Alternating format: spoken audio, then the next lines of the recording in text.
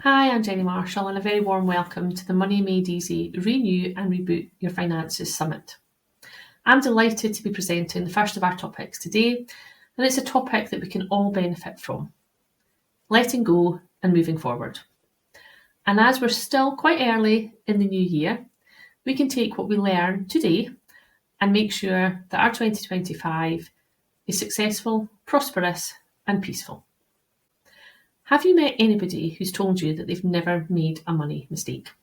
If you have, you've either met the most successful person in the world, or you've met somebody that's not being quite open with you. Because the fact is, money mistakes, financial errors, they're part of life. But actually, the difference between those that find peace and success financially and those that don't can boil down to whether we learn from our mistakes, let them go and move forward, or we stay stuck. Have you heard of the story of Blockbuster's videos? Blockbuster's videos was a really big thing when I was a teenager. You hired a video for a fee, you took the video cassette away, and a week later you brought it back. And you took another one quite often. And Blockbusters were really big. And Blockbusters knew that online services were coming in and they had an opportunity to buy Netflix, and they chose not to. Fast forward, Blockbusters went bust. Netflix is one of the most popular and successful entertainment streaming services globally. Oprah Winfrey started her own network in 2011. She was met with poor ratings, low watching figures, and big financial losses. She decided to pivot, and she made a lot of changes, and she said she really had to dig deep. She said in theory she knew what she had to do, but living through it was really, really hard for her. But within 2 years, her network had become profitable. The difference between those two examples are that Blockbusters remained stuck and refused to learn, whereas Oprah's network took on learning, adapted, pivoted, and became successful. Financial mistakes are all around us, and we all make them. And okay, we're not the same size as Blockbusters or Oprah Winfrey, but they matter to us. On the screen now is a list of the most common financial mistakes that people make. I've also included this in the workbook because this is a little exercise I'd like you to do. So as you can see from the list, we have impulse buying, otherwise known as retail therapy. Feels good in the moment, but leads to later regret. No savings for emergencies. We're maybe living paycheck to paycheck and dreading the next bill. Avoiding necessary expenses, so we skip repairs or ignoring our bills only to pay more in the long run. We spend the money we should be saving for tax, and then we panic when the tax season arrives. We take on high interest debt. We borrow beyond what we can afford. And we lend money to friends, risking not only our finances, but also our relationships. So what I'd like you to do in your own time is, in the column marked done, any one of these that you have done in the past or that you are currently doing, just make a tick at the box next to it. And as I've said, there's some room at the bottom if you have any other things that I've not listed. In the next column, called hold, I want you to identify which of the mistakes that you've ticked that still bring up feelings of regret, guilt, fear, or sadness perhaps. The reason these emotions are still persisting is that you haven't let them go. But the good news is, once you've identified them, you can work on them and start to let them go and move forward. So why is letting go so difficult? Because we're human. Actually, digging a little bit deeper than that, there are 5 main contributors to why we find letting go so hard. Number 1, the sunk cost fallacy. And that is, once we're started on something, we want to see it through. I've got this far, I'm going to keep going. Not stopping and doing that U-turn of, this isn't right.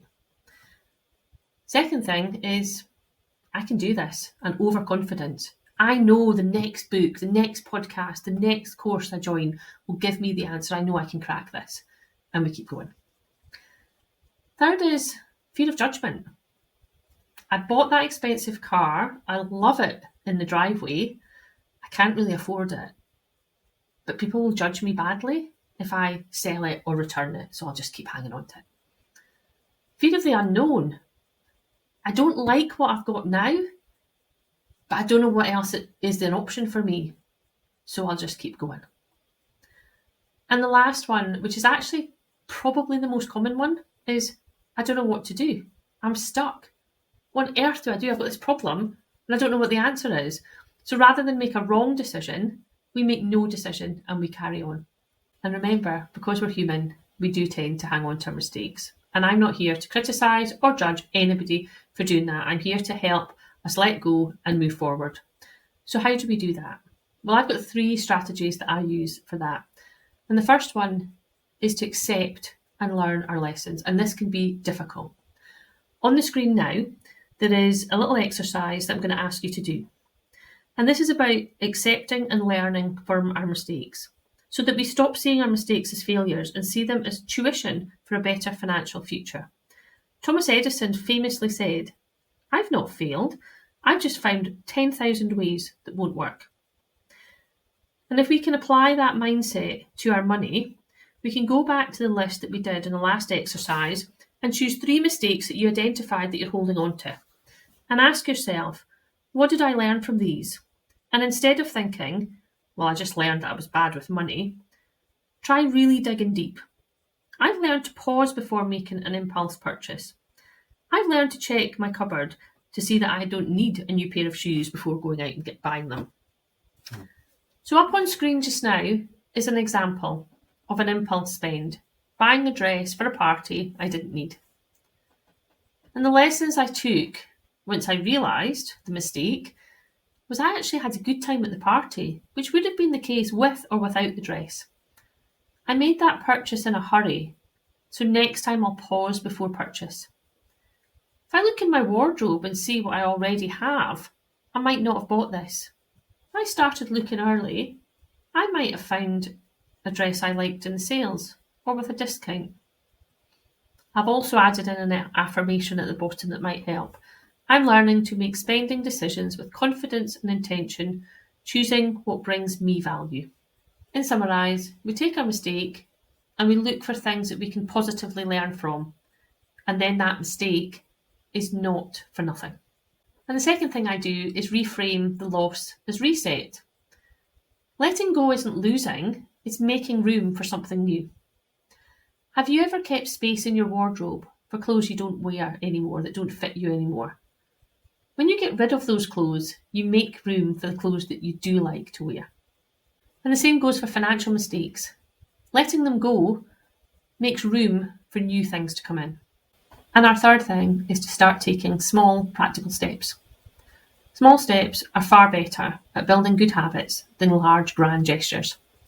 Is there a bank statement that you've been avoiding looking at? Do you know how much interest you're paying on your debt? The first step could just be finding that out. Is there a passion or a hobby that you could make a little bit of money from? Could you take a free financial literacy course? Could you take a part-time job to pay off some debt? Could you talk to somebody? Talking to somebody and sharing your problem with them is so powerful and can often be the hardest thing.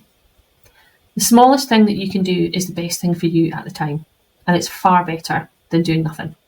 If any of those steps feel too big or overwhelming, make them smaller. So for example, if talking to somebody just feels too difficult, then write down what you might say to that person. Maybe talk to somebody that you don't know anonymously in the first instance before you talk to somebody that you do know. Find what's comfortable. Consistently taking those steps will grow your confidence. I have worked in the finance business for an awful long time. I have looked after tiny startup companies and multi-million pound companies. And the one consistent thing in all of them is they make mistakes. But the ones who faced their mistakes and took action and didn't hang on to them were the ones that were successful and thrived. It's never easy. However, pushing through and taking those little steps will, I promise, help you to let go and move forward. I've added a list of affirmations in the workbook. These are really powerful for you just to lean into. So for example, I learn from my mistakes. My mistakes are here to let me grow and become successful. Hang on to one, make up your own, but keep leaning into that and journaling on it, and your confidence will grow and you will move forward and let go of those mistakes that are holding you back. Thank you very much for your time today. I believe we have now got some questions and answers before we move on to the next topic.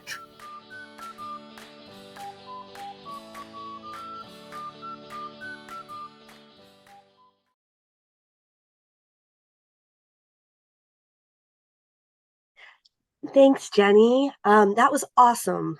So often kind of we look back at the last year and, maybe beat ourselves up a little bit about, some things that have happened and maybe they didn't go quite the way we wanted. Um, One thing, kind of a question sort of related to that is like how, if maybe when we do kind of look back and there's some things that we did that we didn't really like, and we want to move forward, but it's really kind of hard. So how can we maybe stop beating ourselves up and actually take those next steps? That's a great question. And, it sounds easy when I'm saying, a 10-minute presentation, and here's all the things that you can do. One of the best pieces of advice that I can give is negative talk. So beating ourselves up, for example, negative self-talk is so destructive for us.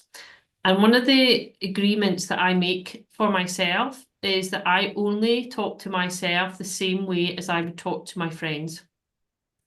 So if your friend had made the same mistake as you had overspent, had got themselves into debt, you're not going to go and talk negatively to them. You're going to talk positively, kindly. You're going to try and reassure them. You're going to try and help them through it. So that is what I have as a bit of a rule. So we can all vent off and we can all, kind of be hard on ourselves. Let the emotions come, but very quickly, how would I be talking to somebody who is not me, my best friend, or one of my friends or family, if they come to me with the same problem, so that we lean into being kind and compassionate with ourselves? That's such a great idea because it's easier to help others, right? And be kind with other people, but sometimes for us, we really just have a hard time kind of going through that. And as you said, we've all made some mistakes in the past. How do we really know if we've actually learned like from the mistakes? Like what, when you look back, helps you to know that, oh, okay, I've learned and I'm doing something different versus kind of repeating those same things again? Yeah, so we often see on social media and, us coaches, portray ourselves, solve all your problems overnight. Actually being realistic is the first thing. You might have learned a mistake, but you might still continue to make it for a bit, because just because you've learned it doesn't mean to say that you're going to completely do a U-turn overnight. If for example, you enjoy retail therapy and emotionally spending, for example. However, noticing it is, so that there's a lot of things that we do before we fully get through that cycle. So the first thing is noticing. So am I still doing what I did do? So noticing brings us on to, well, actually we then have a choice. And sometimes we'll make the right choice and sometimes we won't, but actually keep going. And looking back, so you might have a revelation that you've been spending emotionally, noticing that, and then just kind of trying when it comes up, okay, I have done it or I haven't done it, and just lean into when you're feeling more confident about not repeating the mistake. So very early stages are noticing it, then you might change a bit of your behavior. I think once you feel in control and once you don't have triggers with emotions about it, then you kind of get into the learning. But equally, I think any sort of what's the word I'm looking for? Um, Fallback, if you like, don't make it mean anything. It's just a blip and we all have it. So I can have learned from my mistakes, but doesn't mean to say I'm 100% perfect. I still might trip up from time to time, but try not to make them meaningful and try to notice when you don't, because that is what builds the resilience and builds the habit. So basically, it's going back to number one. Don't beat yourself up if you make a mistake. Just go, I'm on a learning path. I say to my kids all the time, they're probably really fed up with me saying this. If you, when you were learning to walk, if you fell over and never got up again, you'd still be sitting on the carpet, age 20. We all, to learn, we have to keep practicing and learning, and eventually we'll get to a point where we're not even noticing it. And that's, I think, when you truly, but I'm just being really honest with you. Some things are very quick, but don't beat on yourself if it takes a bit of time. Just keep going. Yeah, I think that's so, important because we we allow ourselves to maybe learn in other areas, but like with our finances, not everybody's been taught this. And when we're trying something new, we're not going to always be 100%. And I also really liked how you said, just recognizing maybe to the extent that you changed your behavior a little bit, maybe not completely, so instead of maybe going out for the retail therapy and buying 5 shirts, you got one. Yeah. You still went out, but we're kind of reducing that and taking those small steps. And I know personally for me, that's something that helps me, instead of trying to, like you said, don't try to do the grand gestures, kind of focus on those small things. That can be really helpful, Jenny. So I had kind of one more question, unless we had any from the group. I don't see anything in the chat right now. Final call. So Kim's going to talk a little bit about this too, but what can you maybe do to be more confident moving forward with your finances if in the past, you have made some of those mistakes?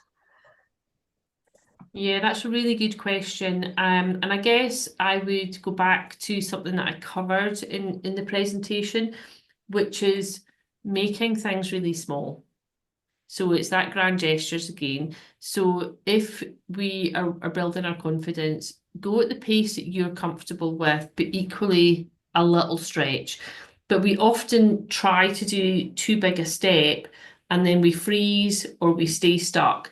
Actually, little and often. So the smallest step that you can take is the right one for you. And over time, if you can celebrate some of those wins. So on a day-to-day basis, I guess similar to losing weight, for example, if you measure yourself every single day, you see such small changes.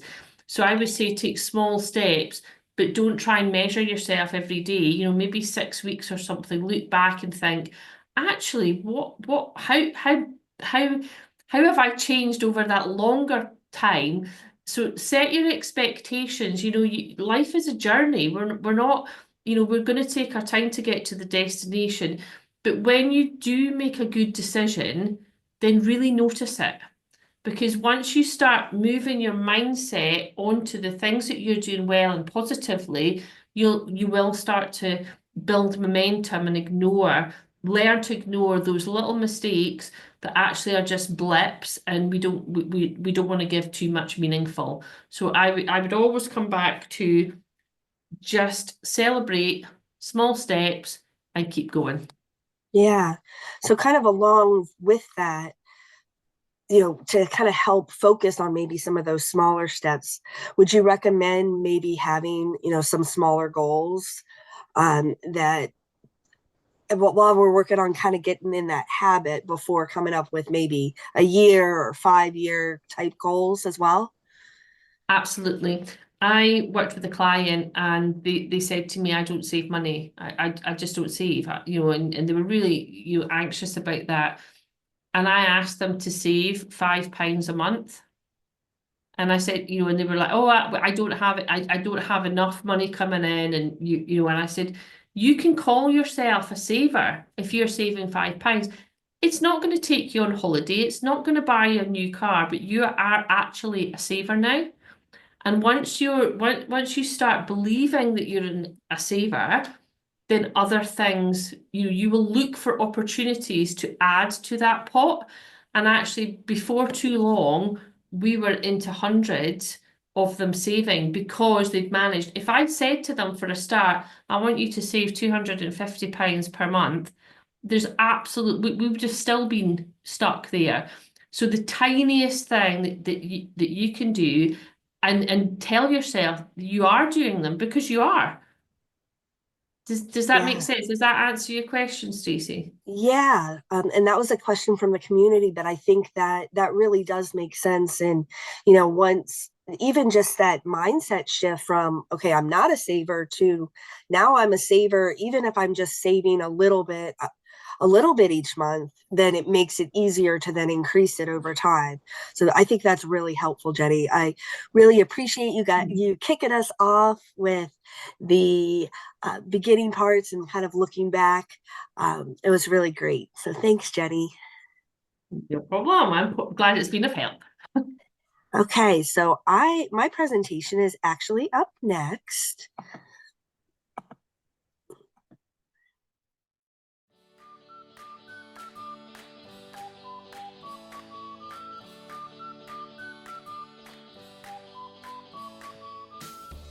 Step into abundance, how aligning finances with your values changes everything. Today, we will focus on how aligning your personal values can really transform your financial health as well as your life satisfaction. I'm so happy that you're part of our summit today with the Money Made Easy Coaching Network. I'm Stacey Blackshear. Henry David Thoreau said, "Wealth is the ability to fully experience life. But what is wealth to you? What would your life look like if your finances really reflected your deepest values and priorities?" Today, this is what we will explore. Now, granted, I'm only with you for a little bit of time, but this presentation, along with the corresponding workbook activities and questions raised, can really help you think through what is wealth to you and how you can align your resources and values. I'm Stacey, and like many of you, I'm many things. I'm a mom and a wife and a financial coach. My business is Rewire Behavior Financial Coaching. Beyond my business, I will forever be a lifelong learner. And recently, in August, I had the opportunity to leave my previous career. You will hear a bit more about my story today, but one of the driving forces was to align my resources of time and energy with my values. I was able to do this because of the financial position I put myself in. The strategies that I share with you today are the steps I personally went through to create alignment within my own life. This was not a one-day event, but the questions posed and the thought work conducted have really led for me to live my rich, abundant life. And that's what I want for you as well. So no matter where you are on your financial journey, you can implement the strategies in this presentation so that you too will be able to step into abundance. So first, what do we mean when we say financial alignment? Well, finances aren't only about numbers. To me, money is a tool that gives you options. And when it's used in alignment with other parts of yourself, its impact multiplies. One activity that you can do is to print out a list of your transactions. This could be from your credit card or bank statements, and look back and see what you spent. You can choose the time frame. What do you feel about each one of your transactions? There's no one right way to do it. You can make a chart, write a word, a feeling, or even draw if you're an artist. I am not. If you're having trouble picking out the emotions or don't want to draw, an idea is to use 3 faces: a happy face, kind of a flat face, and then a frowny face, and put that next to each transaction. That will help you gauge how you feel about each one. I really want you to think about each transaction. Remember, we're not thinking about how we were feeling at the time when we spent it, but how we feel now after the transaction has taken place. So really, it's more of a retrospective. For instance, that $125 I used at the grocery store allowed me to make meals for my family. So I would put a smiley face next to that because that aligns with my values and I feel good about that purchase. On the other hand, that $50 Amazon transaction, I'm not even really sure what that was for. So I might write confused as an emotion, or I could put maybe a face that had a straight line instead of a happy or a frowny face. Whatever works for you.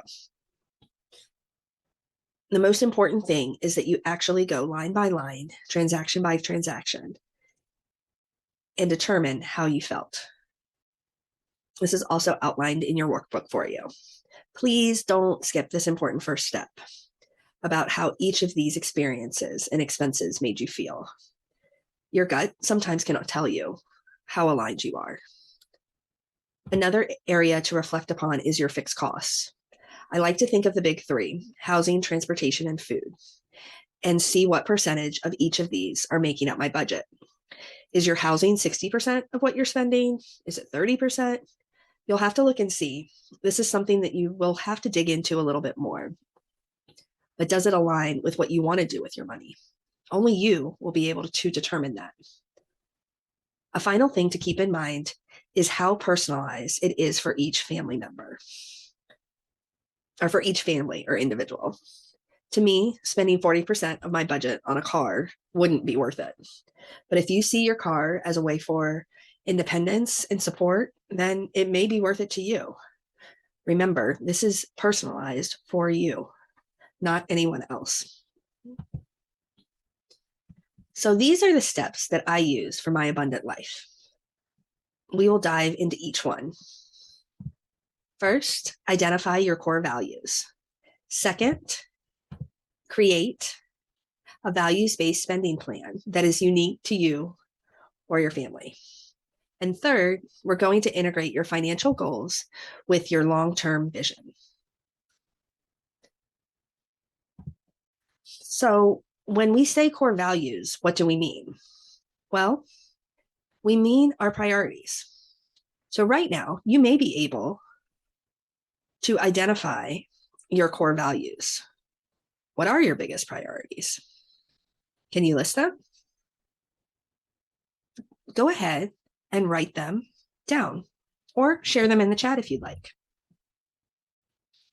That's a little tricky for you. Don't worry. I have a few more questions that may help identify your core values. Think about when you have felt the most alive or joyful. What was happening?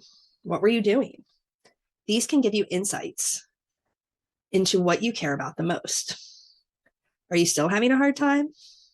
Well, think about what activities or moments make you feel energized and happy. Really take some time with this. It's not a race and will likely take you longer than the few minutes we have here. Your workbook will also support this, as well as a link to an online activity if you're stuck regarding your core values.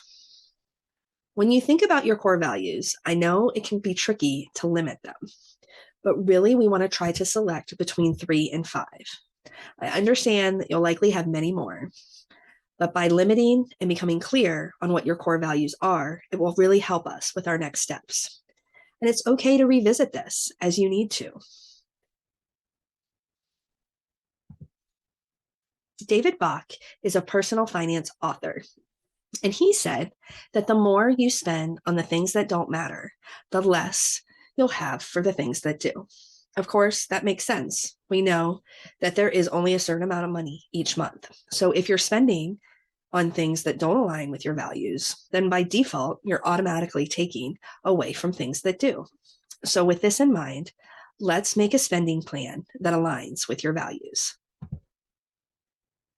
When you create a values-based spending plan, it ensures that your finances support what's truly important to you. Some things to keep in mind as you develop this are a couple questions. Which items in your budget are in alignment to your values that you identified? For instance, your mortgage payment could be in alignment with your value for security or family. The activities fee for your child to go to soccer could be in alignment with your value of exercise and health. Thinking about that fast food purchase, although it was convenient, it doesn't really fit into the core values identified, perhaps. So with that in mind, are there expenses to let go of that might be able to completely be cut or reduce? Is it something that's reoccurring? Or is it possible to reduce that overall amount in the area that's not fully aligned? We all have to make choices. You're the only one that can choose how to spend your money. In the time leading up to leaving my career, I was ruthless with my spending plan in order to build up my savings. I cut out all the extras because I knew that family, balance, and freedom were my guiding core values. With those things in mind, it made it pretty easy to say no to the latest tech gadget. A final question to think about is that, are there things to add in your spending plan that would be in greater alignment to the values that you identified? Maybe it's a family vacation or increasing your savings so that you feel more secure if a hardship would occur. Again, you are going to have to take some time with this. I think it's a really important exercise. The third part is integrating your financial goals with your larger financial vision. Some of you may have done some visioning work, or you may not have. Circling back to Thoreau's quote about wealth, what does it look like for you? One way to get at this is for you to imagine your life 5 years from now. What would it look like if you're living your best life? Nothing could be better. Picture it. Can you think of the surroundings? What does your day-to-day look like for that to be your best life? Who are you with? What are you doing? And how are you spending your resources, money, time, energy? Hold space for that. You can jot down your ideas in your workbook or draw it out if you're so inclined. Is this clear to you, or do you need to think it through a little more? It's okay. It can take some time. Once you have your vision, do your financial goals that you have help you to get to your vision? Do you need to readjust? It's something to think about. Years ago, my vision was to be a mom and to be present and engaged with my children. In order to achieve that vision, I had to set and make progress towards my financial goals. My husband and I had difficulty conceiving naturally, so my financial goals shifted to saving for the cost of IVF and later creating a savings cushion to leave my previous well-paying career. This step, aligning your goals with your vision, is really key because it can connect all the pieces we have discussed today. It can also help solidify your purpose behind why you are taking these actions.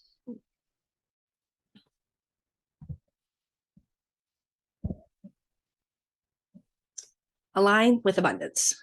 As most parents will attest to, having children changes everything. A few months after my son was born, I was still working at a very stressful job. When I came home, I was exhausted. I wasn't fully able to be present and interact with him the way I wanted to. My vision was not aligned to my reality, so I knew that something needed to change. I knew my core values and decided that I was going to buckle down and actually save and cut as many expenses as possible so that I had the opportunity to be the mother I wanted to be, as well as have balance and freedom. That was my vision. It took me a little while to get there, but here I am. And I know that if I was able to do it, you can do it too. Remember, money is a tool, not a goal. It's not how much money you have, but how you use it that matters. Thank you so much for your time. It's been a pleasure.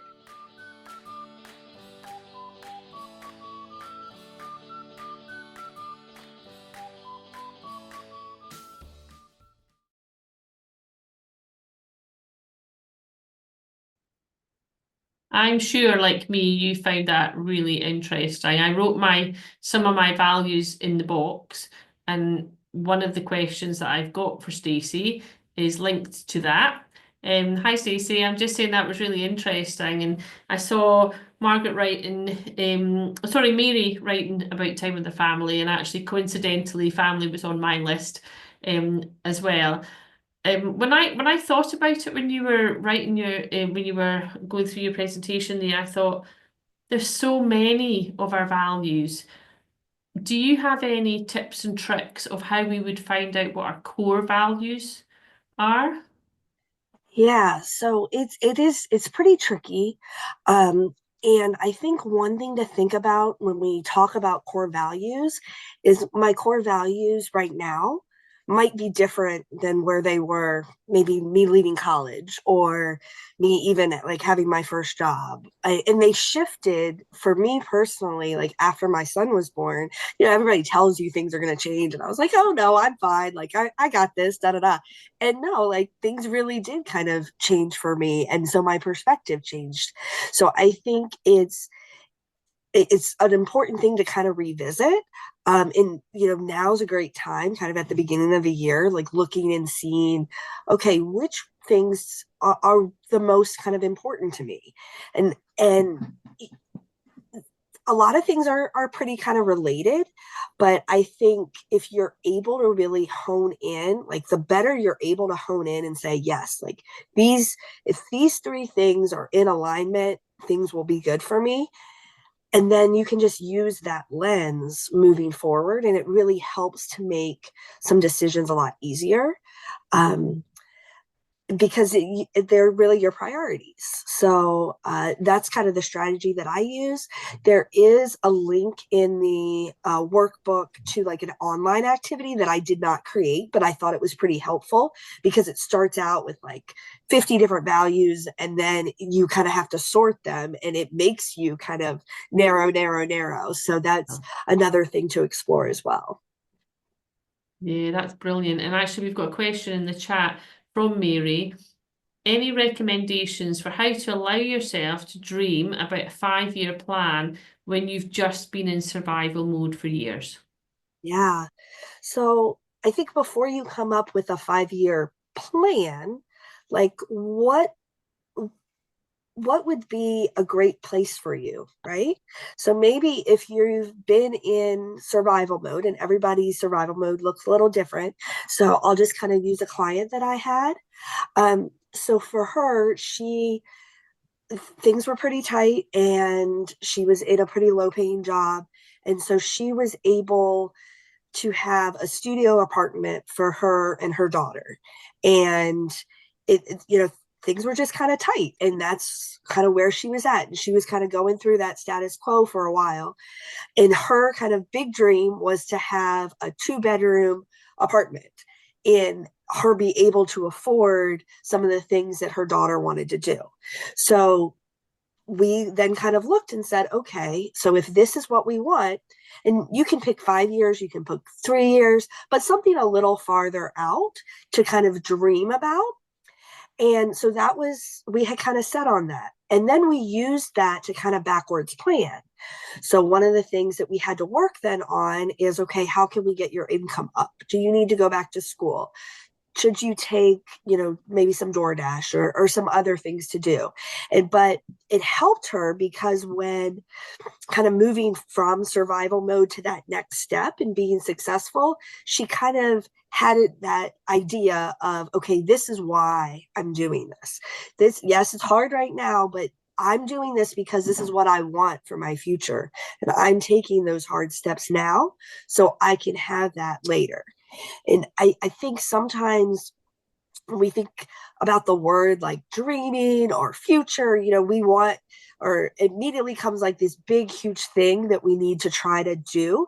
But it really kind of depends on you. And for her, when we stopped working together, we worked together for a little over a year. By the time we stopped working together, she was in a much better place to really achieve that goal, probably even faster than 5 years. So it can happen, but having that destination really then helps get you there. Yeah, so that's interesting that she had a vision and it was just working her way towards it. And actually, 5 years is not a long time in some ways, but is a long time, and you don't know what's going to come to you within that 5 years that might be changing that you would never have envisaged. But actually, if you've set your values and your spend plan for that, then there's a little bit of keep going, and you never know how quickly things might change. That's superb. Thank you. Yeah. What if you start a plan? And I guess this is linking to the 5 years. So what if my plan doesn't work out? You know, I've set my plan and then things come and that's life. Yep. What would you recommend when, you know, somebody gets a little bit frustrated or downhearted because their plan just isn't working out? Yeah. So there's nothing to say we can't revise our plan, right? Things happen. I know, like my husband, he's a federal worker, and right now we're looking at potential different things that we might need to do if he were to lose his job or change or things like that. So it I'm a big planner. I love plans, but it's also okay to give yourself permission to adjust those plans if you have different factors that change. And I think sometimes, kind of as you were talking, Jenny, we kind of beat ourselves up that maybe we messed something up and we didn't do things right. It's okay. We just take where we are and then come up with something new. Now, we don't want to change our plan every week because that'll be really hard to make some progress with. But, kind of revisiting, coming up with a plan now, and maybe in like 3 months, quarterly, kind of looking, hey, are we on track? Do we need to add some different action steps that maybe we didn't think about?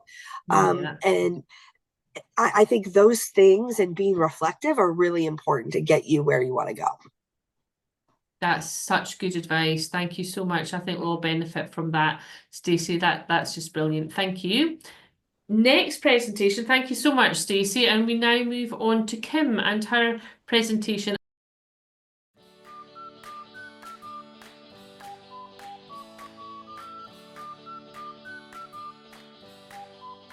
Confidence, the missing piece to your financial puzzle.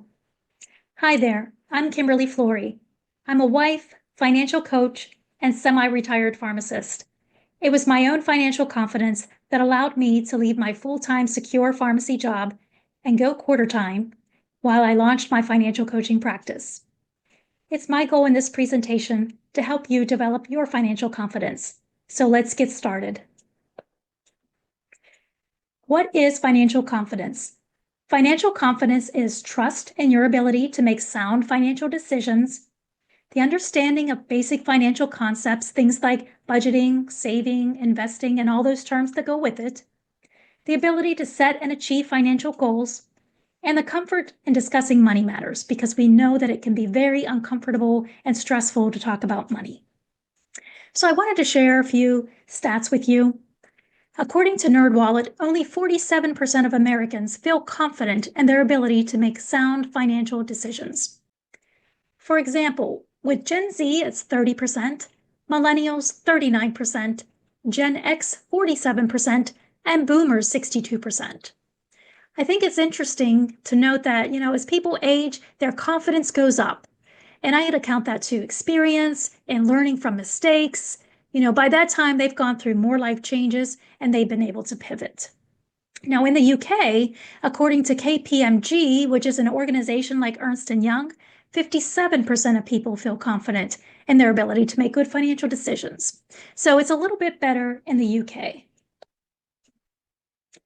Confidence is not just about knowledge, it's a crucial factor in achieving your financial goals. Today, we're going to explore how to cultivate financial confidence and unlock your full potential. So why is financial confidence important? It's important because it can improve our lives in so many different ways. And the first one is reduced financial stress. When your finances are not in order, it makes it very hard to make good financial decisions, and that leaves you feeling out of control, which increases stress. Developing confidence gives you more control. It helps you deal with setbacks because we all know that setbacks are going to happen. It's just not going to be as devastating. The second way is with improved decision-making. When you're confident, you're going to trust yourself more. It's also going to help you overcome fear and procrastination. In the workbook, I've included some questions to ask yourself before making major financial decisions. I would encourage you to take a look at this when you're faced with a big decision. It's going to help with increased motivation and action. When you start making small decisions and have good results, it's going to motivate you to make bigger decisions. It's also going to help you plan and find ways to reach your goals. And then also, the fourth one is enhanced well-being. When you lack financial confidence, it can ultimately lead to poor health and even depression. When you gain that confidence, you're going to have decreased stress, decreased blood pressure and anxiety, which can improve your overall physical and mental health.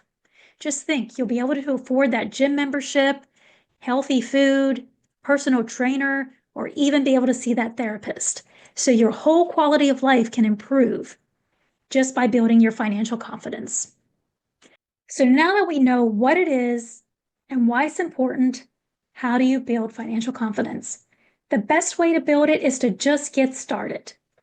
So it's important to note that at first your confidence may fall a little when you realize that there might be gaps in your knowledge. But don't let that stop you, because as you gain that knowledge, your confidence will start to rise. So the 4 ways to build it is through education and knowledge, setting realistic goals, taking action and tracking progress, and by building a supportive network.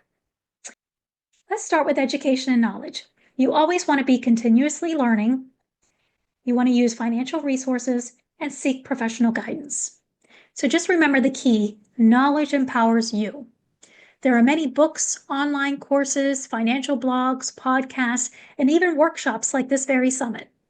They may teach you something new or show you a different perspective.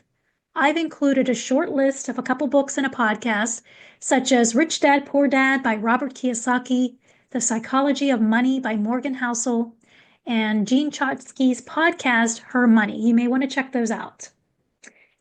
Professional guidance: if you need a financial advisor, if you're looking into investments, or you need help with your taxes, an accountant or tax professional, or even a financial coach who can help you with those behavioral aspects, having those resources can really help you. The second way is by setting realistic goals. I always like to create SMART goals, which are specific, measurable, achievable, realistic, and timely. So specific, you want to write down exactly what you want to achieve. For example, I want to pay off $10,000 of credit card debt. Then you want to break those large goals into smaller, manageable steps. Okay, so you want to make sure they're measurable. How are you going to track your progress? How much are you going to pay off each month or each week to meet that goal? You want to make sure it's achievable. And that's something that you have to figure out. Is it realistic and attainable based on your resources, your budget? Make it realistic. Does it align with your overall goals and priorities? And then it has to be timely. You have to set a deadline for completion. So for example, you want to pay off $10,000 in 24 months. Maybe you could do it in 12 months. You have to figure that out. It may have to be adjusted. And then the most important thing is to celebrate those small victories along the way. The next one is taking action and tracking your progress. You always want to take consistent action, no matter how small, even if you have setbacks, whatever you can do. Incorporate tracking tools. There's a lot of online tools and calculators, such as Vertex 42. They have a lot on their site. There's also spreadsheets that you can use, like Google or Excel, or just a good old pen and paper.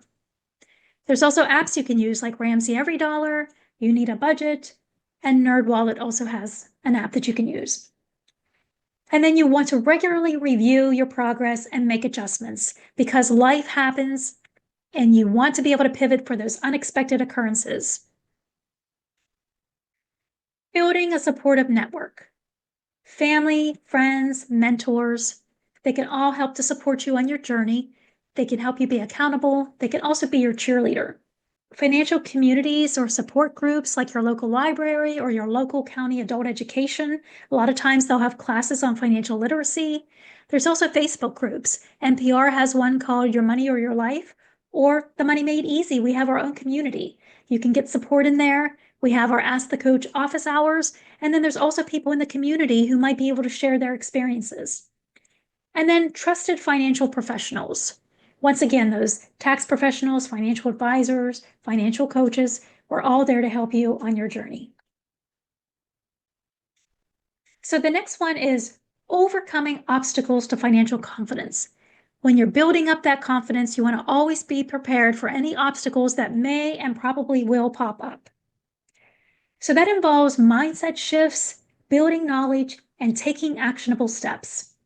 Here are some steps to help navigate those barriers. The first one is to address financial anxiety. When you're learning something new, it can always lead to fear or anxiety. So practicing mindfulness, meditation, relaxation techniques, and then also challenge those negative thought patterns. Always remember what you're doing well. Think about, are these thoughts really true? Why am I thinking this way?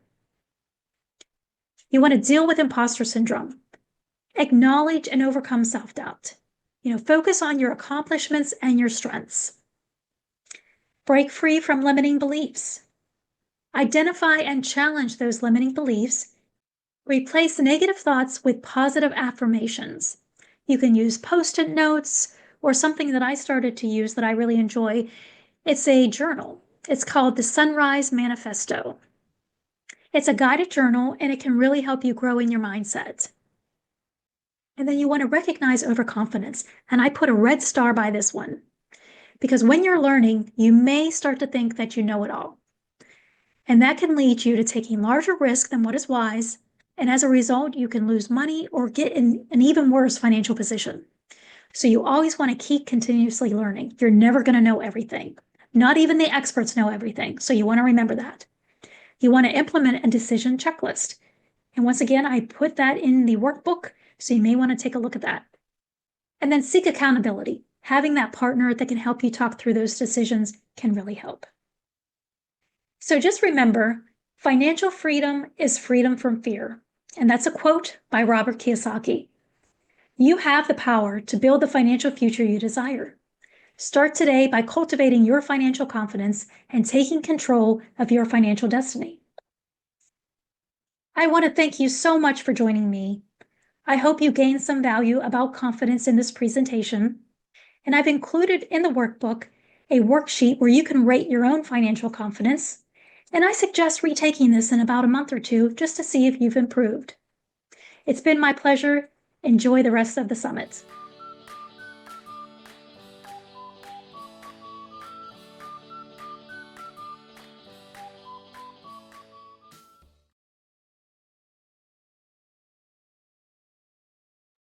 That was amazing. I learned so much from that, and I love the key.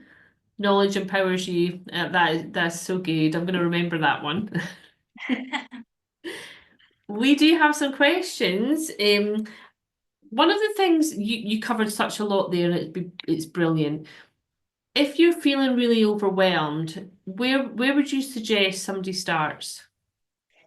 Well, I think if you're feeling overwhelmed, just starting like with your own numbers. A lot of people, they're fearful of their own finances, so they kind of have their head in the sand. They don't want to know.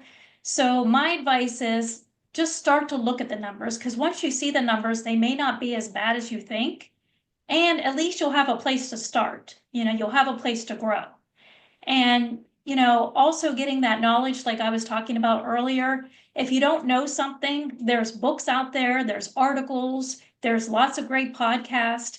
And also, if you have a mentor, someone that has been through a situation that you can relate to, reach out to them. And then also professional help, workshops like this, there's courses. So just gaining that knowledge makes it seem not so daunting, because when you have that fear about your numbers, you're just terrified, you're afraid to make a move. Breaking it down and starting to learn helps it become not so overwhelming. Brilliant. Thank you. Thank you for that. And if you're on your journey and things are not going as you had planned, have you got any tips about how we stay motivated? Yeah, and that happens a lot, like when you're starting to work on anything, really. You have that excitement at first, you start doing it, and then, you start to lose some steam, you lose some motivation. So I always recommend just going back to your why, reconnect with why you're doing it. What is your purpose? Is it that you want to buy a house, or maybe you want to retire early? Just having that vision in mind and visualizing that outcome, thinking about, how is your life going to be once you reach that goal, and even thinking that you already have it, like thinking that abundance, visualizing it can really help. And also just breaking it down, once again, if it's so overwhelming, break it down into like chewable chunks. It's like what I like to say. Just break it down into those little steps, and it'll help you to stay focused, and just remember also, you want to control what you can control, because you can't control what's going on with the economy or those external things going on, but you can control what's in your household. You can control your spending, your budgeting. And I think that's very important. And then sharing your goals with someone, because if you share it, it's going to make you want to attain it than just keeping it inside. That's so powerful. And I loved how you linked your presentation with Stacey's presentation and how that confidence aligns so good with the values work. Mhm. That was Definitely. brilliant. Just another thing, I've got a question here. How do you recover when you make a mistake? So that again links back to my presentation a bit, but I'm really I think it'd be great to hear from you about how you would Mhm. address that. Well, I think it's first important to acknowledge, if you do make a mistake, if you do have a setback, acknowledge it, and then think, what did you learn from it? Because every mistake we make, I know for at least for me, I've learned something from it. So think about that. And then, like you were saying, letting go of the guilt, I think is very important. And I like to think of it like a balloon, and you take all of those feelings that you have, the guilt, the fear, put them in that balloon, and then let that balloon float away. Just let it go. You can think about it at first, and then you have to move on. So create, a plan to move on, and just keep on going. That's so good. I love that balloon idea. And finally, a lot of people have shame when they don't feel confident. How would you reassure somebody that actually, because an awful lot of what I come across is people not wanting to share, people wanting to share but feeling ashamed to do that. What would you Mhm. say to somebody in that circumstance? Well, that you're not alone. So many people are struggling, and everybody thinks they're going through this alone, but there are so many people going through the same types of things. And just to realize that it's actually brave to speak out and admit that you might need some help than to keep it inside. Because if you keep it inside, you're not going to make any it's going to, well, you could make progress, but it's going to be hard to make progress. Where if you share it, confidently with a friend, or maybe if a therapist, if you need a therapist, or someone like a coach, that can help you and just help you get in that right mindset. So I would say seek help from someone that you trust. I mean, it could be your best friend, or maybe someone in a Facebook group that's going through a similar thing. And just, to realize, I think we need to get rid of the stigma of being ashamed with money. And I think we need to talk about it more, because then it takes the shame away from it. And my last piece of advice would be to definitely build up your knowledge, to build it up. Yeah, that's such good advice, Kim. And I guess that's why we're all here today, isn't it? And why we're building this community. So if there is anybody that feels like that, then reach out to us directly. If you don't want to do it in the group, that's okay. We completely understand that. But reach out to us on a message, and we will absolutely be there for you. That was so good, Kim. Thank you so much. Leslie, next.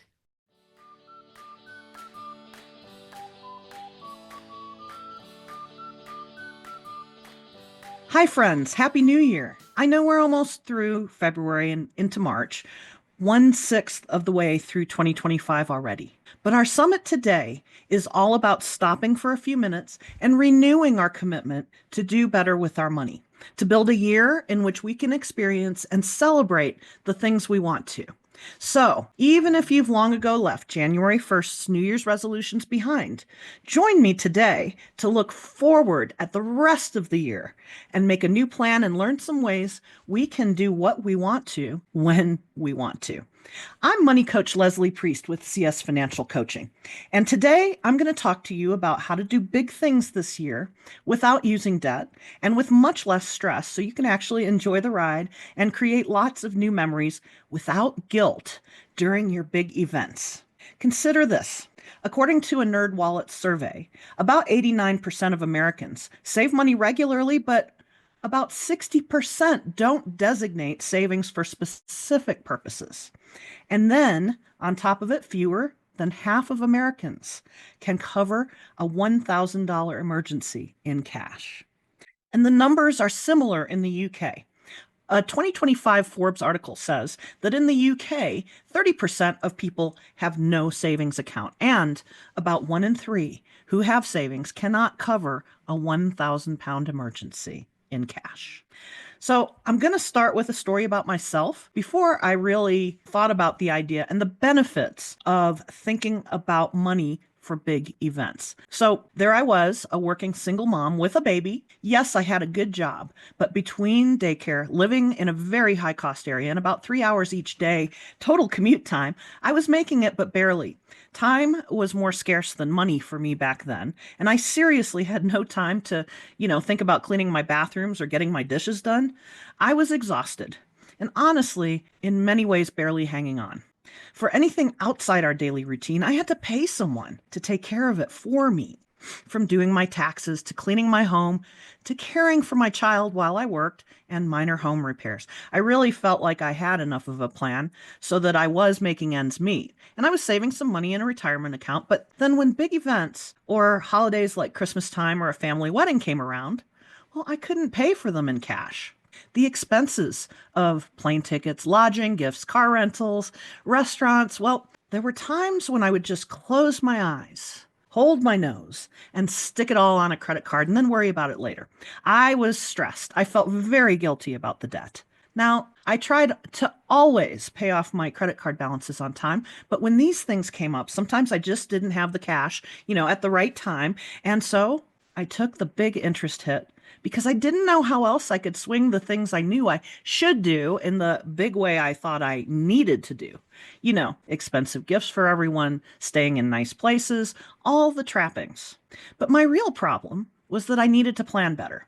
And I didn't feel like I had the capability to do better at that time. I thought the kind of planning I needed to do would be just too hard, especially given my time crunch. I didn't feel like I had the bandwidth to even figure it out. My so-called plan was actually kind of random, but, my plan covered all the essentials: house, bills, groceries, paid for car, gas, clothing, etc. So I thought I was doing okay, but I really had big holes in the savings part of the plan. I didn't save for emergencies or specific events like the things that actually make life fun, the extras, the nice to haves, the wants, the trips, special events, holidays. So today I'm going to pass on some wisdom to you that I wish I could have passed backwards in time to my younger self a couple of decades ago. But before we get into the big events planning, let's start with some basic assumptions, some basic foundational money coaching first. So, first and foremost, you do need to make a choice that you will use your money as a tool to build the life you want. And that means having some degree of control over it. Second, before you start to plan for those big events, you need to be sure you're already spending less money than you're bringing in. I call that difference the extra money each month, but it's not really extra. That's why I put it in quotes. It's just, you're covering the essentials in your life, and you know that. And now you can use the difference, the extra, to build your future with intention. And then number 3, you really need to be ready to make savings a priority and to think about the different types of savings that are the building blocks for your future. Give every dollar in your savings a purpose and segregate your savings accounts by purpose. So you may know that I love to think about my money savings in the form of piggy banks, each with its own purpose.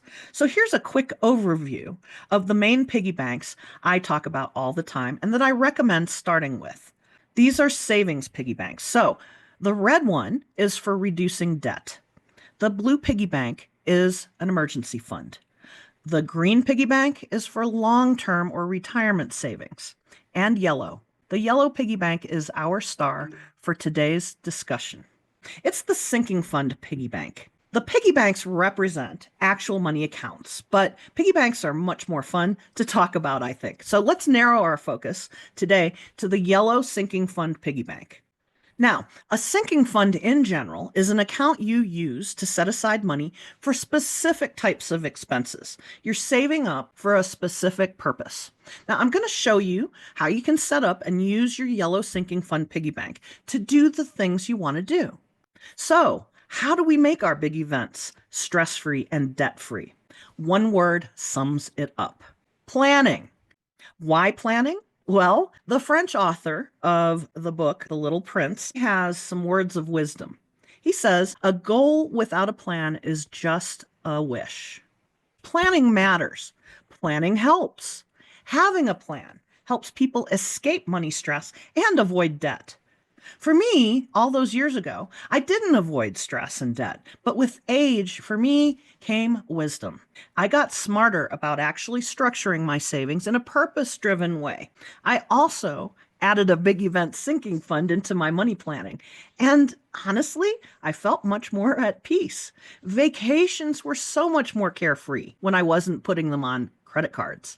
My child's activities were much more fun. And my gifting became much less random and sort of spur of the moment, settling on something just to give something, and much more intentional and actually appreciated. So this is my process. My 3-step framework is a great way to start building a sinking fund. Now, I know everyone thinks differently, so you can tailor these steps to fit your own goals and your own situation. There's no one size fits all way to manage money. I say you do you. In other words, take the framework, the big ideas, and then do them your way. Make the process your own. I always like to remind you the best time to start is right now. Just start and then be consistent and intentional as you build your big events sinking fund. So let's go ahead and create a big events sinking fund plan for your year. The 3 steps of my framework are: 1, lay out your year. 2, build your big events sinking fund. And 3, fund your year. Let's start with number 1. Step number 1 is to lay out your year. So what you're going to do is create a calendar for the year, adding all the predictable events as accurately as possible. I like to take it month by month and start with the absolute knowns: holidays, birthdays, anniversaries, when different school breaks start and end, those kinds of things.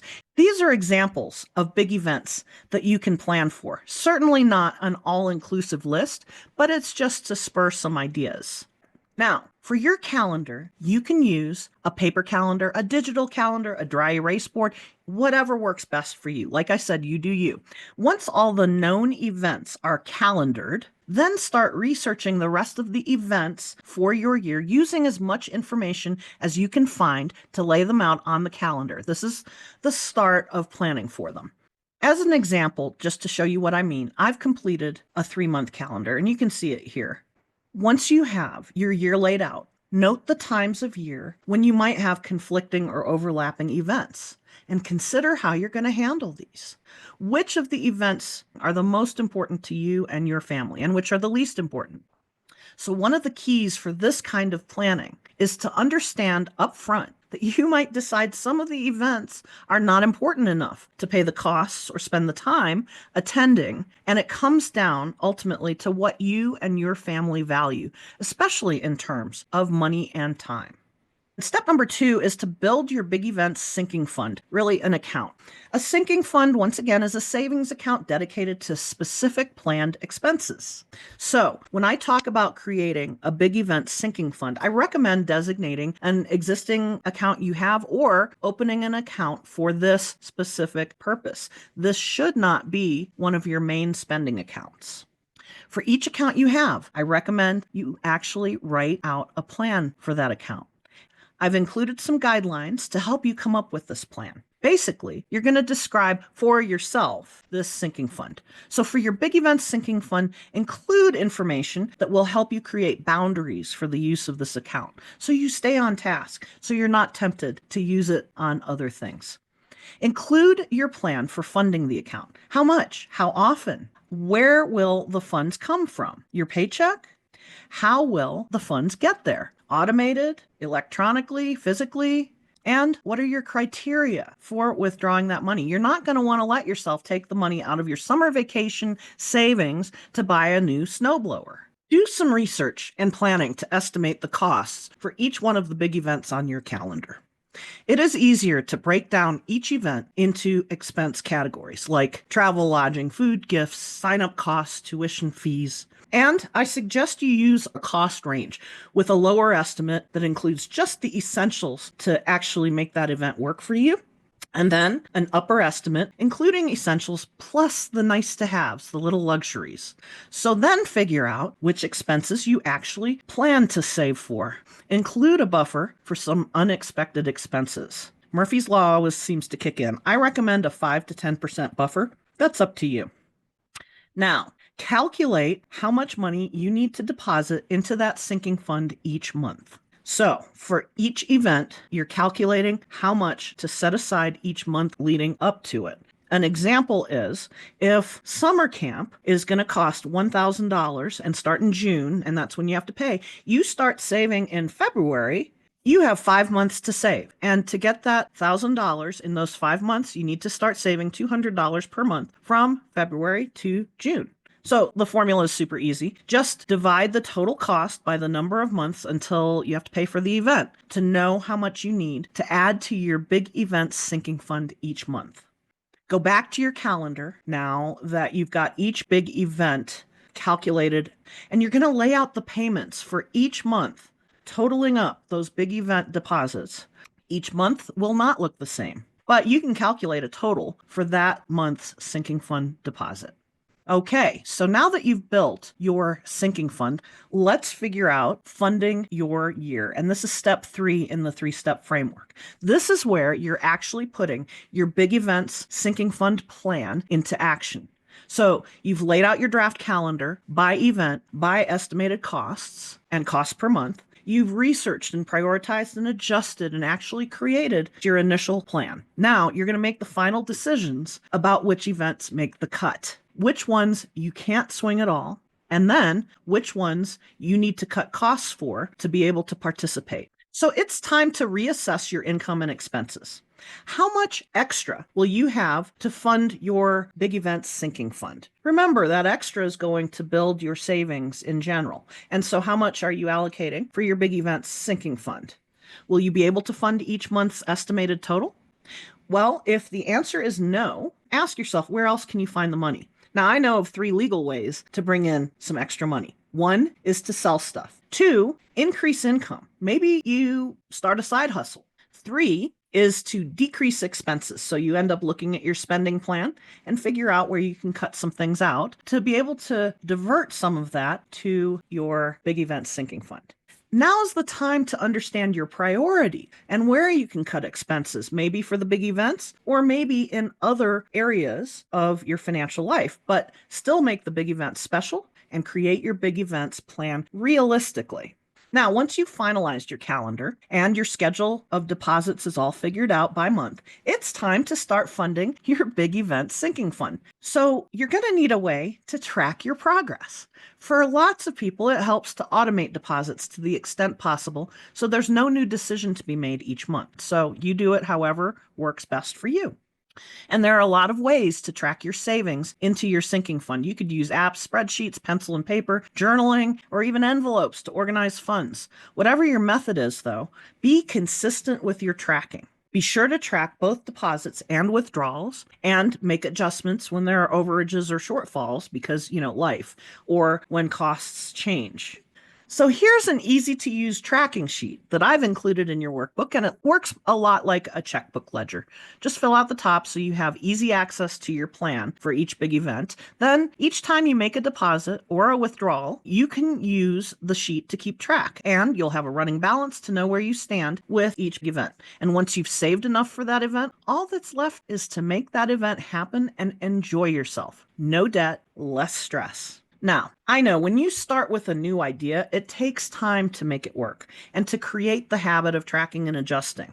After a while, it becomes easier as you become proficient with creating your annual big events plan and funding your sinking fund. If you're only just starting out with big event planning, here are 10 tips that might just help. You can automate savings contributions to sinking funds. You could use cashback apps or rewards programs to offset costs. You could shop sales, buy off season for holidays and birthdays and things like that. You can get creative with low cost or free activities as alternatives for paid activities during vacations and whatnot. You could also involve your family members in goal setting and saving. Also, make sure you review your monthly expenses to find small areas where you can cut and send that extra money into your sinking fund. Also, it is very helpful to set reminders so that you periodically review your progress and adjust your plan as needed. You could collaborate with others for group discounts or cost sharing. And what if you created a no spend challenge month to boost savings? Anyway, you can get as creative as you want. And there are so many ways to consider how to fund your big event sinking fund. All right, let's have a quick recap of the 3-step framework for setting up your big event sinking fund. You're going to first lay out your year by recording each big event and its dates, and then research and break down expenses into detailed categories for those events, and create a timeline and calculate how much you need to save each month. Then you're going to actually build your big event sinking fund. Open a dedicated account and create your plan for that account. Third, you're going to actually fund your year. This is where you're tracking the progress. This is where you're making it happen and you're putting the plan into action. So use whatever tools help you the most to monitor your contributions and expenses for each big event, and make sure you review your progress regularly and adjust as needed. Finally, you can find all sorts of savings opportunities so you can really fund that sinking fund. Having a sinking fund for the various big events that are coming this year is going to reduce your stress, and you'll enjoy the experiences so much more when you plan. My favorite experience that I planned for using these ideas was actually my first one. It was a Disney cruise with my son when he was 12 years old. I saved enough money so that I didn't have to worry about a thing. Everything was covered, including impulse buys, souvenirs, everything.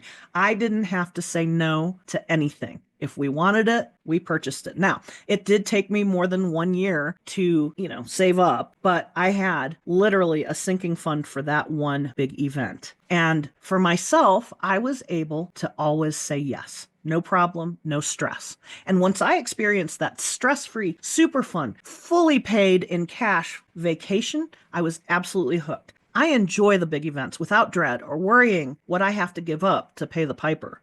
That yellow piggy bank is super powerful. So give it a try this year, and I bet you never look back. Well, thank you for joining me today. I wish you a year's worth of awesome, debt-free, big events. I'll see you soon.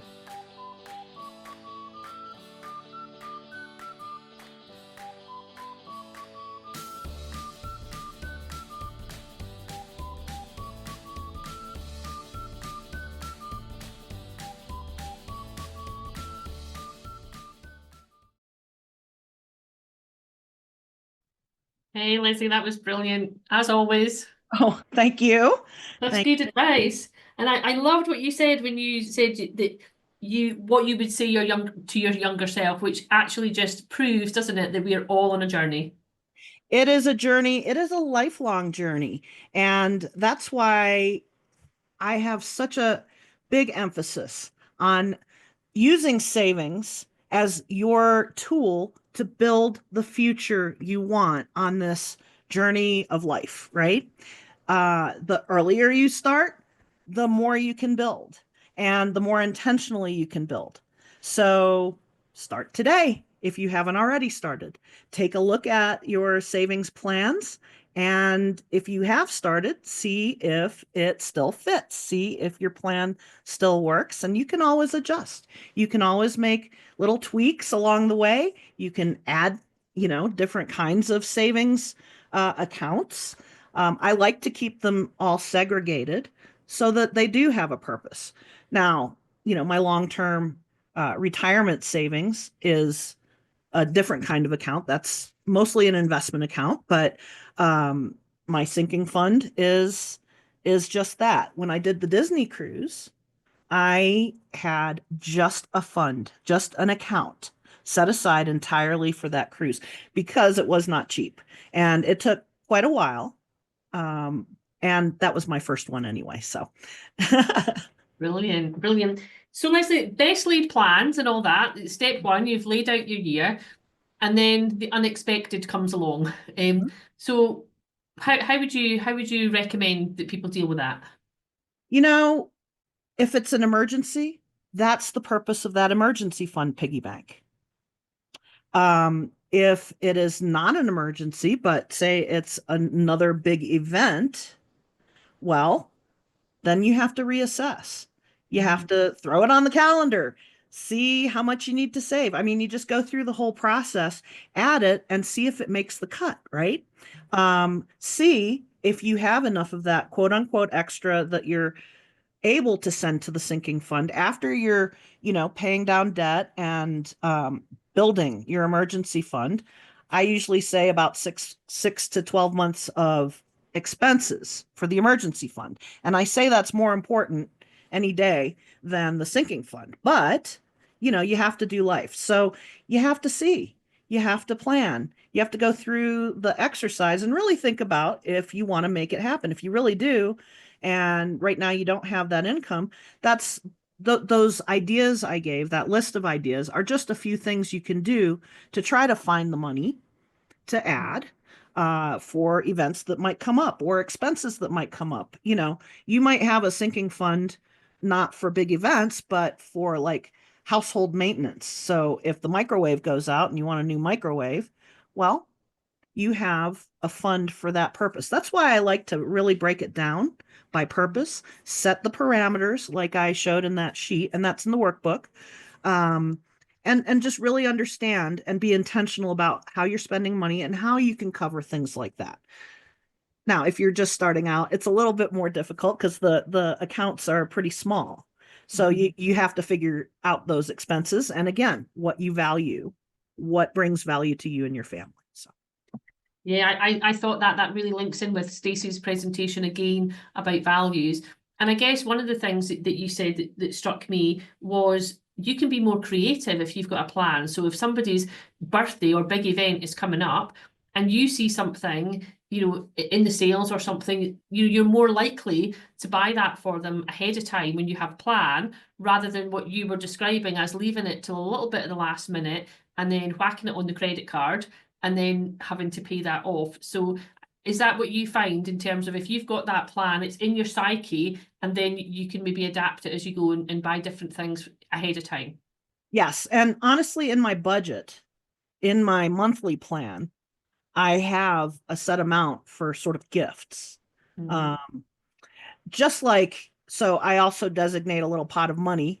You could call it a sinking fund for charity giving, for example. Each month I have X amount, and as things come up, I just send it where I value their contribution, right?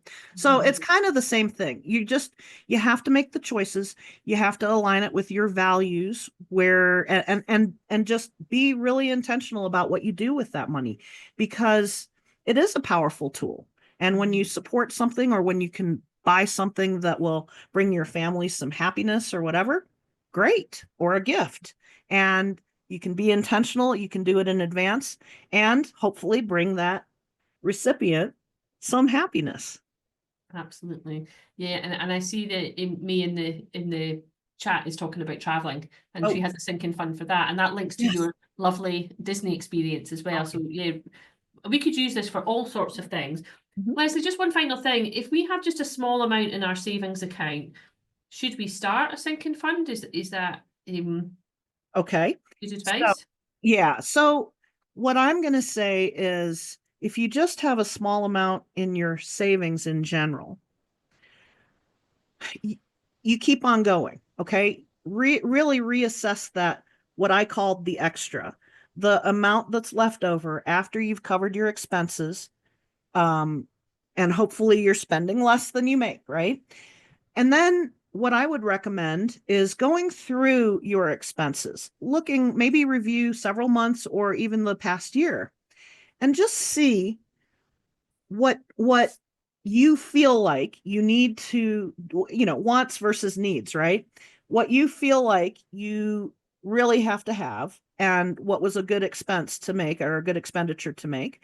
And then see if you can find some extra to bring into your whole overall savings plan. Now, during the last summit, I talked about an overall savings plan with all the different piggy banks.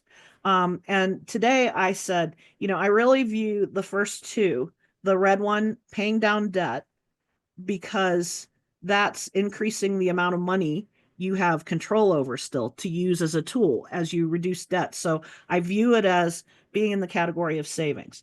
That and the emergency fund, in my view, are the most important ones to start with if you have just a little bit. But you need to come up with the overall plan based on the future you want to build.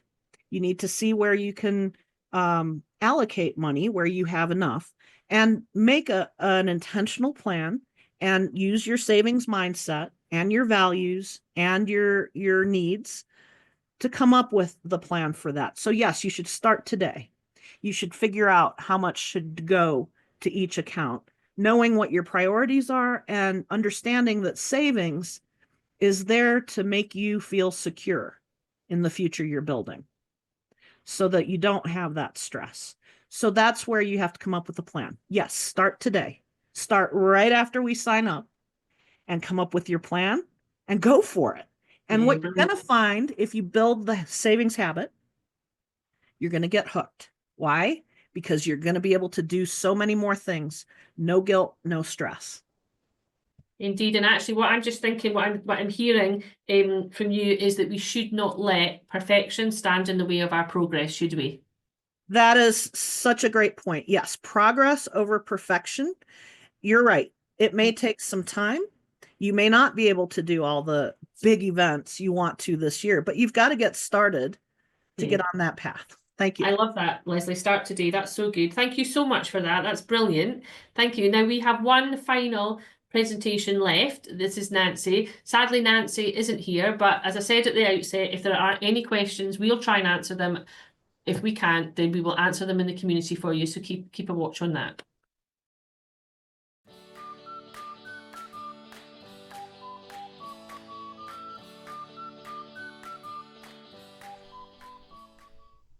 I know that as a solopreneur and direct seller, your passion lies in building a business, not sorting through receipts or preparing for the tax season.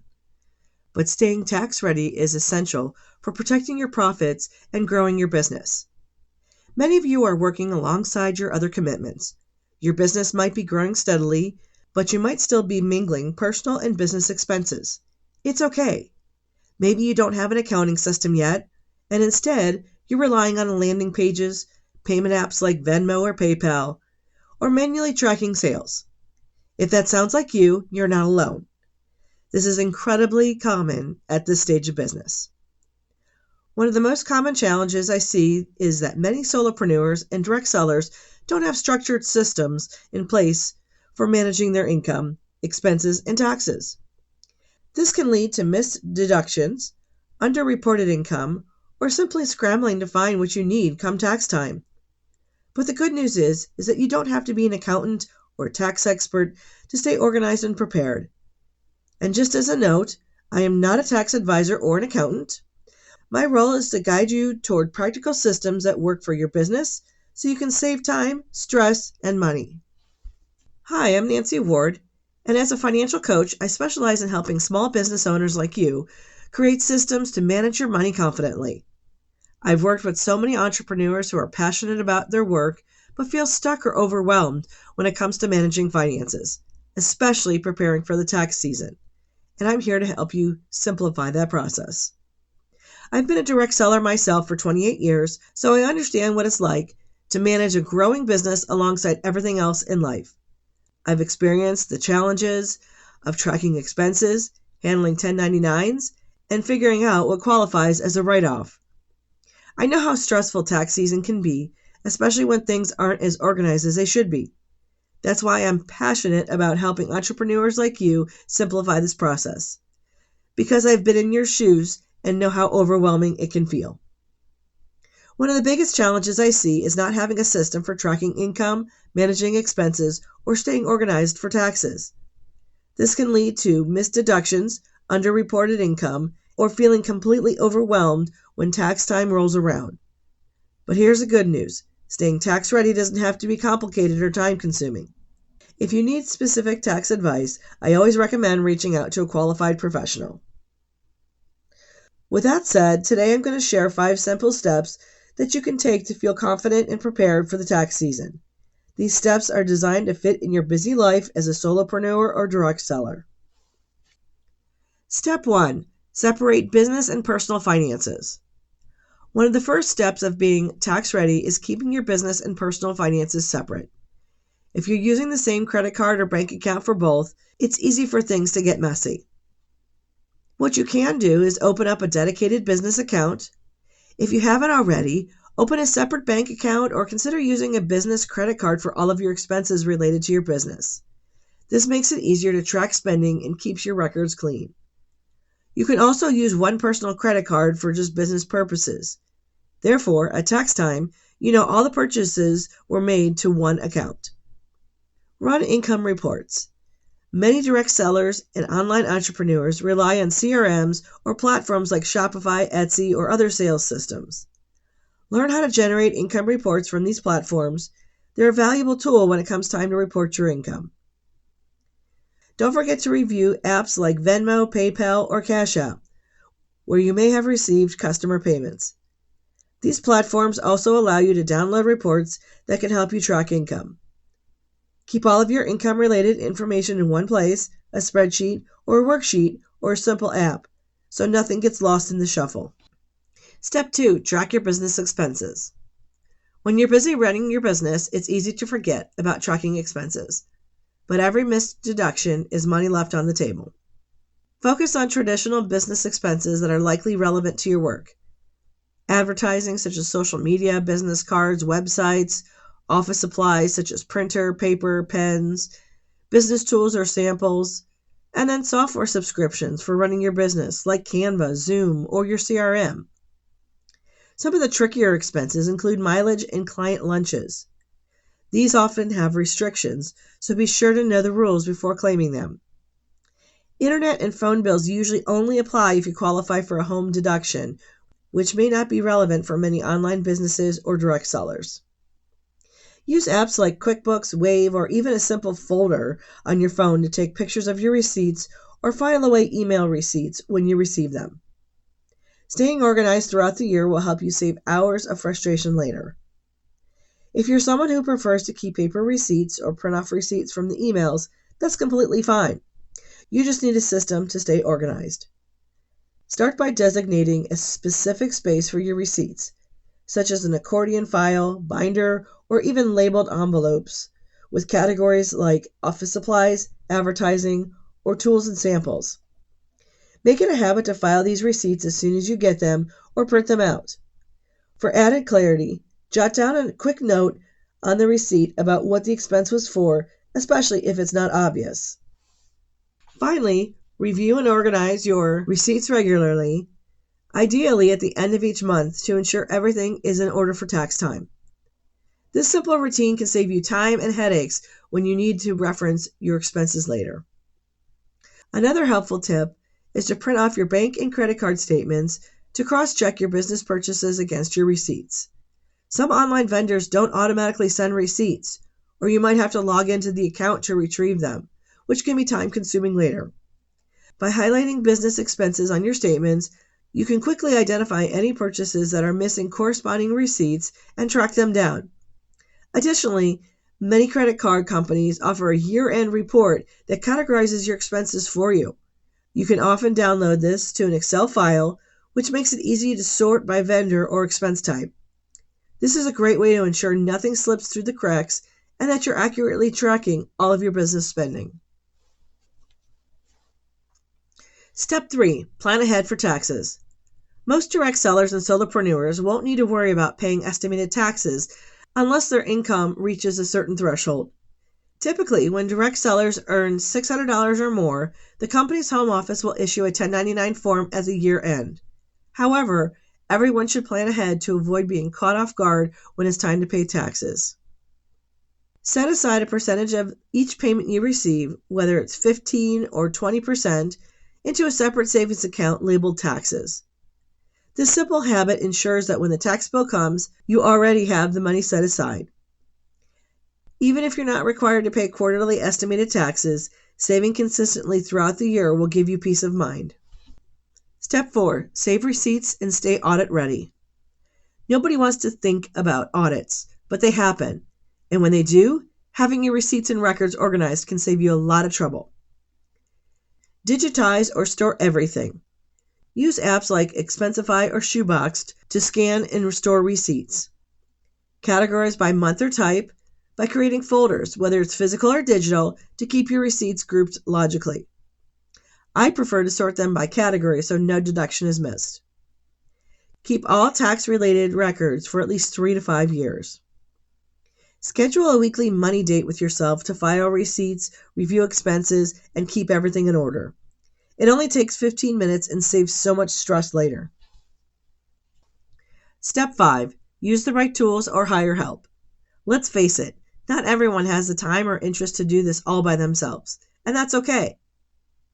For simple finances, consider using software like TurboTax or H&R Block to guide you through the process. If your finances are more complex or you simply want peace of mind, hire a tax professional familiar with small businesses and direct sellers. Regardless of your approach, always review your tax return to ensure accuracy.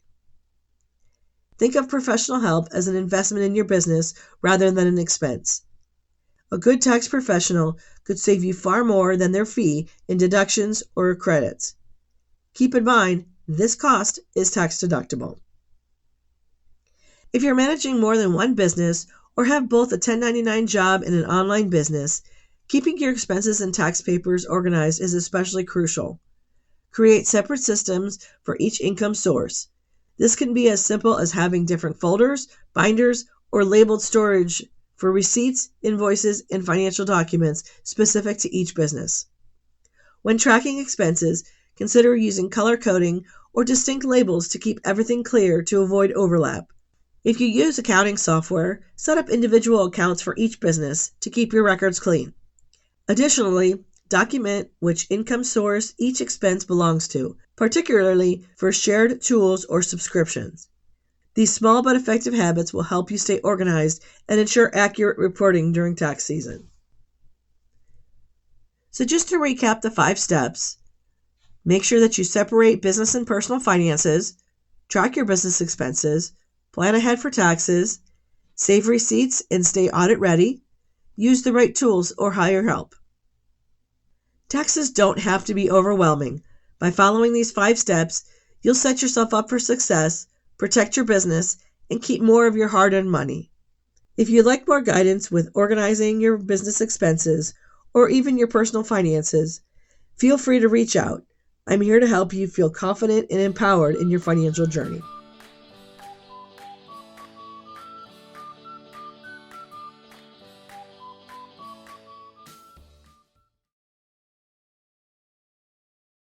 Oh, just finding my mute button. That was brilliant. There was so many things in there, and whether you've got a business or not, those tips can really help you.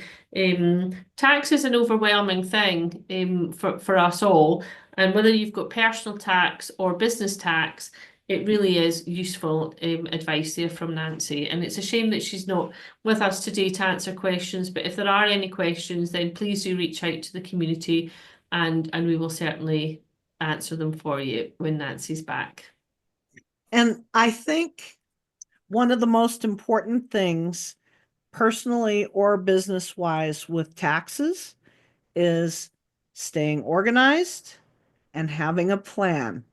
Recurring themes here? Yes. Yes. Tracking, having a plan, being intentional, and staying organized with your money yields less stress, less guilt. Yeah, 100% Leslie. And we are just so grateful that you guys are here today with us, that you spent some time with us to kind of go through everything. We hope that it was helpful for you. We did kind of put in the chat about the recordings will be made available to you. So we'll work on sending those out. And you guys do have the workbook. And then we also have our Facebook community. If you're not part of our Facebook community, you guys are welcome to hop in and join us there, ask any questions.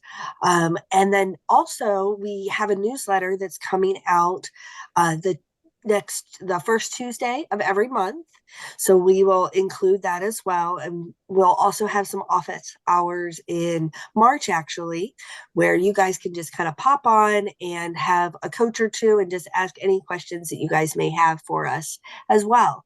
So we're really just excited that you guys were able to join us on our second summit. If there's any questions, we will stop the recording, but hang on for a little while. So if you guys have any other questions, you can put them in the chat or come off mute and we can certainly answer them. And we just really appreciate it and are just glad that you guys joined us on this lovely Friday. So have a great day.